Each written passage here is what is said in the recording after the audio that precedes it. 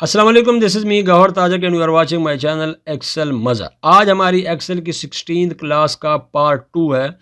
Discuss कर रहे थे हम पेज लेआउट, पेज सेटअप को। 16वीं क्लास जो हमारी थी 16th क्लास डिस्कस कर चुके थे और ये चूँकि पार्ट 1 था, जिसमें हमने काफ़ी सारी चीज़ें डिस्कस कर ली थी कि आप अगर अपने जो डाटा आपने लिखा हुआ है उसका प्रिंट लेना चाहते हैं तो उसका साइज़ क्या होना चाहिए, ओरिएंटेशन क्या होनी चाहिए, कितनी जगह का आप प्रिंट लेना चाहते हैं, कितने एरिया को आप print as a print area के लिए सेट कर सकते हैं। ठीक है, ये सारा कुछ हम डिस्कस कर चुके थे, लेकिन कुछ चीज़ें मैंने आपसे कहा था कि रह जाएंगी, उसको हम नेक्स्ट पार्ट के अंदर कवर करेंगे। तो आज जो है वो हम इसका नेक्स्ट पार्ट अपलोड करेंगे रिकॉर्डिंग करने के बाद। अभी तक अगर आपने चैनल को सब्सक्राइब नहीं किया तो चैनल को ज़रूर सब्सक्राइब करें, बेल आइकन को प्रेस करें, और अगर आपने पहली वीडियो को नहीं देखा तो आप ऊपर ये लिंक आ रहा है, इसके ऊपर आप क्लिक करेंगे तो आप एक्सेल की जो पहली वीडियो है पार्ट 1 है उसको आप ज़रूर देखिएगा ताकि आपको पार्ट 2 की समझ आए। और वैसे भी ये एक्सेल की पूरी क्लास की जो मैंने ये अपने यूट्यूब चैनल के ऊपर एक मुकम्मल प्लेलिस्ट बनाई है एक्सेल क्लासेस के नाम से, आप वहाँ पे जाएंगे तो आपको वहाँ पे आपको ये सारी की सारी वीडियोस मिल जाएगी। वहाँ से आप सारी वीडियोस को एक एक करके देख सकते हैं। तो मुझे उम्मीद है कि आप ज़रूर जाके देखेंगे।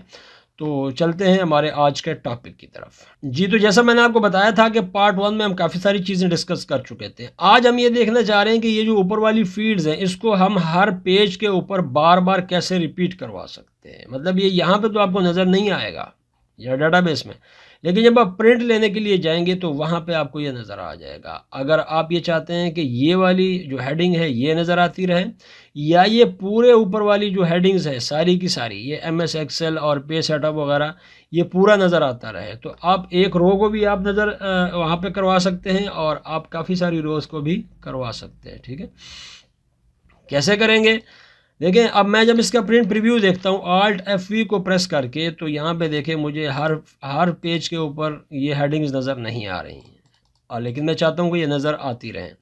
तो पेज लेआउट पे जाएं, पेज सेटअप के रिबन पे जाएं, प्रिंट टाइटल पे जाएं और यहाँ से रोज टू रिपीट एट टॉप के ऊपर क्लिक करें। ये वाला जो ऑप्शन बटन है इसके ऊपर क्लिक करें और यहाँ पे आके उस रो को सेलेक्ट कर लें। हमने उस रो को सेलेक्ट कर लिया और जस्ट यहाँ पे आके इसका प्रिंट प्रीव्यू चेक करें, क्योंकि प्रीव्यू में जो चीज़ें आती हैं उसी का प्रिंट आगे पेज के ऊपर आ रहा होता है। तो प्रिंट प्रीव्यू को चेक करें तो यहाँ पे आप देखेंगे कि हर पेज के ऊपर आपको ये हेडिंग्स नज़र आ रही हैं, अगरचे आपके इस डाटाबेस में आपको ये हेडिंग्स नज़र नहीं आ रही।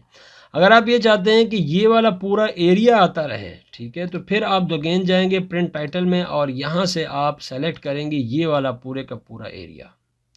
ठीक है, आप ये पूरी रो भी सेलेक्ट कर सकते हैं, और अगर आप चाहें तो यहाँ से लेकर और जहाँ तक आपका ये शीट है, जो पेज आपका है, यहाँ तक आप जितनी हेडिंग्स हैं उसको सेलेक्ट करें। जस्ट आप इंटर को प्रेस करें, प्रिंट प्रीव्यू में जाके देखें आप ये Excel MS Excel class 16 part 2 यहाँ पे भी आ रहा है, और ये देखें हर पेज के ऊपर आपको सब कुछ नज़र आ रहा होगा हेडिंग्स समेत। ठीक है, इस तरीके से आप इसको सेट कर सकते हैं।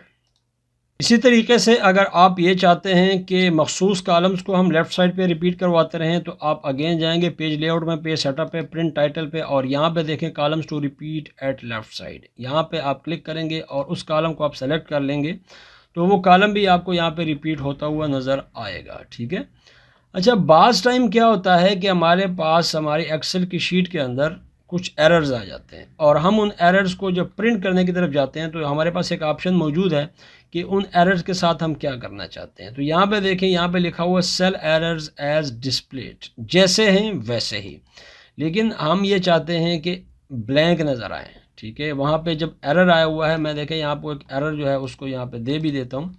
एरर कैसे आएगा, जब मैं यहाँ से कोई एक इसमें जाके मैं कोई टेक्स्ट लिख देता हूँ। ठीक है, अगर मैं यहाँ पर टेक्स्ट लिखता हूँ तो एरर आ जाएगा ऑटोमेटिकली। ये देखें एरर आ गया। ठीक है, यहाँ पर टेक्स्ट लिखा तो एरर आ गया।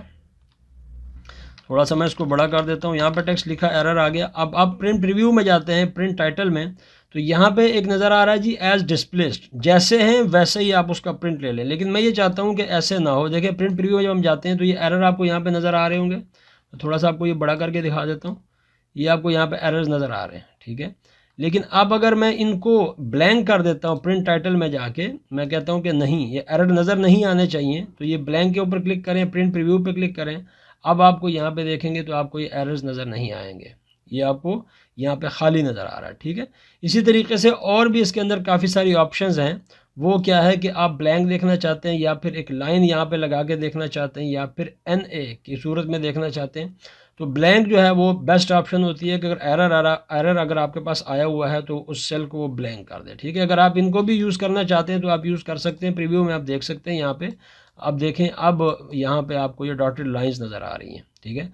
अगर आप दोबारा जाते हैं और शीट में, या फिर आप यहाँ से प्रिंट टाइटल पे दोबारा जाते हैं और यहाँ से अब आप NA सेलेक्ट करते हैं, प्रिंट प्रीव्यू में आप जाके देखेंगे तो अब आपको वहाँ पे NA नज़र आ रहा होगा, ठीक है, क्योंकि ये एरर था, ठीक है। तो एरर को हमने किल करने के लिए अब करना क्या है, या तो डिस्प्ले जिस तरह का एरर है उसी तरीके से नज़र आता रहे, या फिर उसको हम ब्लैंक शो कर सकते हैं, या NA की सूरत में शो कर सकते हैं, या डॉटेड लाइन की सूरत में शो कर सकते हैं।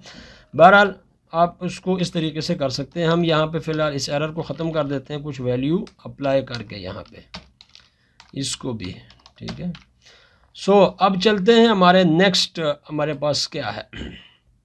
अच्छा, ये जो ग्रिड लाइंस होती हैं ये वाली, ये नॉर्मली प्रिंट के अंदर नहीं आ रही होती, ठीक है, और हम ये चाहते हैं कि प्रिंट में आ जाएं। अब ये ज़रूरी नहीं है, लेकिन बाज़ टाइम अगर हो सकता है आपको ज़रूरत पड़ जाए तो प्रिंट टाइटल पे जाके देखें, ये ग्रिड लाइंस का एक चेकबॉक्स बना हुआ है, इस पर क्लिक करें तो आपके पास प्रीव्यू में जाके देखेंगे तो अब ये ऊपर देखें, ये जो ग्रिड लाइंस थी पहले नज़र नहीं आ रही थी और अब आपको यहाँ पे नज़र आ रही है। इसका मतलब है कि इसका भी यहाँ पे प्रिंट आएगा जब आप प्रिंट लेंगे तो, ठीक है। अब दोबारा अगर हम यहाँ पे जाते हैं और प्रिंट टाइटल पे क्लिक करते हैं तो आपसे ये पूछता है जी ब्लैक एंड वाइट, ये क्या है। देखिए, जब मैं प्रिंट प्रीव्यू इसका देख रहा हूँ तो यहाँ पे क्या नज़र आ रहा है, कलर्स के अंदर नज़र आ रहा है ना, और हमारे पास प्रिंटर जो है वो कलर तो है नहीं, ठीक है। तो हमें क्या करना पड़ेगा, इसको ब्लैक एंड वाइट को सेलेक्ट करना पड़ेगा और प्रिंट प्रीव्यू पे जाके इसको क्लिक करेंगे तो अब आपको यहाँ पे ब्लैक एंड वाइट नज़र आ रहा होगा, ठीक है। और ये प्रिंट ऐसे ही आएगा जिस तरह आपको नज़र आ रहा है। ओके जी, और उसके बाद हम आ जाते हैं हेडर एंड फुटर की तरफ। हेडर फुटर क्या है, पेज का हेडर और फुटर। हेडर हमारे पास जो पेज का हेड है, ठीक है, वहाँ पे आप पेज नंबर लगा सकते हैं, आप अपना लोगो लगा सकते हैं, टाइम लगा सकते हैं, डेट लगा सकते हैं, ठीक है। आप अपनी कोई पिक्चर लगा सकते हैं, लेकिन ज़रूरी नहीं है आप लोगो वगैरह ही लगा सकते हैं। कंपनी का, जिस कंपनी में आप काम कर रहे हैं उसका लोगो ही लगता है, ठीक है। तो चलते हैं उसकी तरफ। ये देखें, हम अगेन यहाँ पे पेज लेआउट, पेज सेटअप और प्रिंट टाइटल, और यहाँ पे देखें तो हेडर फुटर नज़र आ रहा है आपको। इस हेडर फुटर जब हम क्लिक करते हैं तो यहाँ पे जी कस्टम हेडर।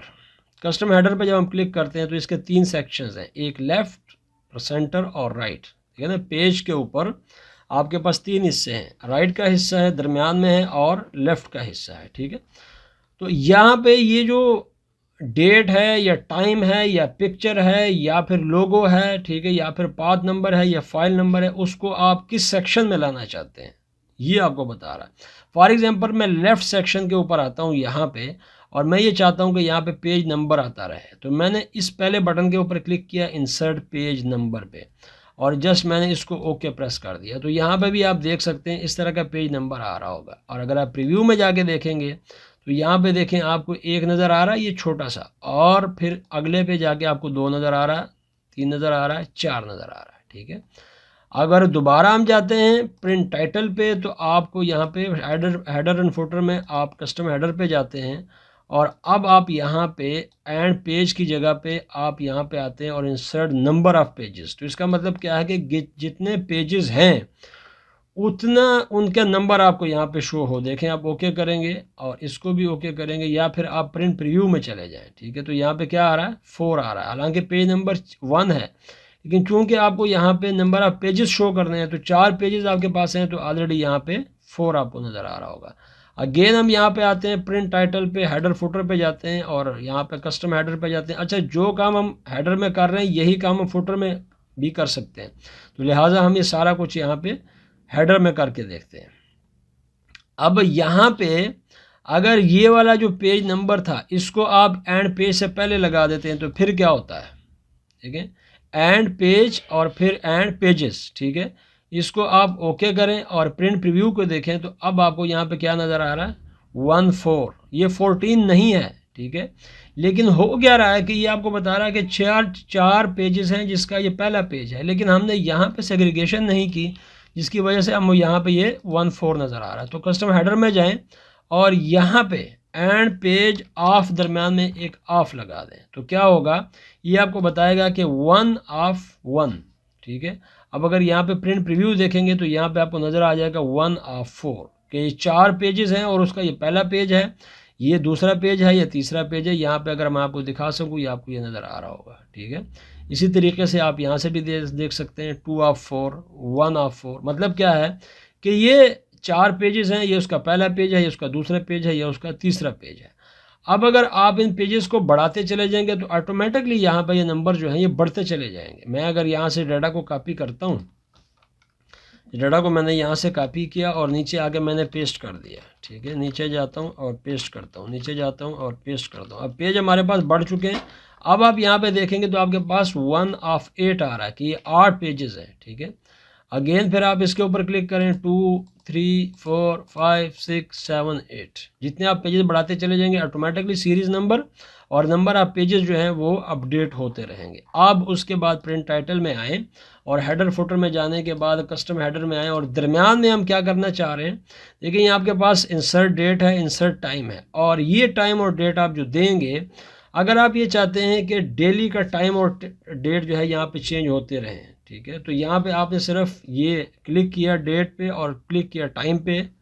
ये जैसे जैसे टाइम बढ़ता चला जाएगा, जो टाइम आपको यहाँ पे शीट के ऊपर इस वक्त ये दिखा रहा है, ये वाला टाइम, ठीक है, ये डेट और टाइम, ये थोड़ी देर के बाद जब टाइम चेंज होगा तो यहाँ पे भी जो है वो टाइम चेंज हो जाएगा। यहाँ पे आपको इस वक्त ये 26 नवंबर 2022 दिखा रहा है और 7:46 आपको दिखा रहा है। अब अगर आप इनके दरमियान में आप गैप करना चाहते हैं, ठीक है, तो क्या करेंगे, आप कस्टम हेडर में जाएंगे और यहाँ पे थोड़ा सा गैप कर देंगे और ओके को प्रेस करेंगे। प्रीव्यू में आएंगे तो आपको यहाँ पे बाकायदा गैप नज़र आएगा, ये देखें, ठीक है।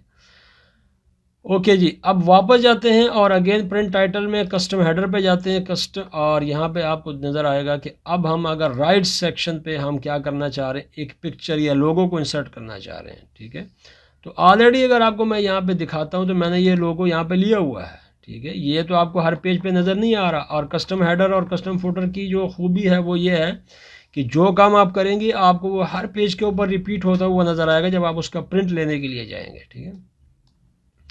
तो मैं ये चाहता हूँ कि इसको मैं यहाँ से डिलीट कर दूँ और वो काम जो कस्टम हेडर के अंदर हम करते हैं, फुटर के अंदर हम करते हैं, वो हमें नॉर्मल पेज के ऊपर भी नज़र नहीं आ रहा होता, वो हमें सिर्फ प्रिंट के दौरान नज़र आ रहा होता। अब मैं ये चाहता हूँ कि यहाँ पे फुटर में हेडर में मैं लेफ़्ट साइड पे अपना लोगो लगा दूँ। तो यहाँ पे देखें, ये इंसर्ट पिक्चर के नाम से आपके पास एक बटन है, वर्क ऑफलाइन पे क्लिक करें और यहाँ से वो पिक्चर सेलेक्ट करके आप इसको इंसर्ट कर दें, ठीक है। तो एंड पिक्चर आ गया। अब इसको जब आप ओके करेंगे और प्रीव्यू देखेंगे तो आपको यहाँ पे ये नज़र आ रहा होगा बिल्कुल लेफ़्ट साइड पे, ये राइट साइड पे। लेकिन क्या हो रहा है कि ये पिक्चर आपके उसको जो आपका टेक्स्ट है उसके ऊपर ये पिक्चर आ चुकी है। तो आप इसकी सेटिंग कर सकते हैं। सेटिंग करने के लिए आप फिर जाएंगे प्रिंट टाइटल में और जब आप कस्टम हेडर में आए थे तो आप साथ ही यहाँ पे सेटिंग कर सकते हैं। ये देखें साथ वाला बटन है फॉर्मेट पिक्चर का।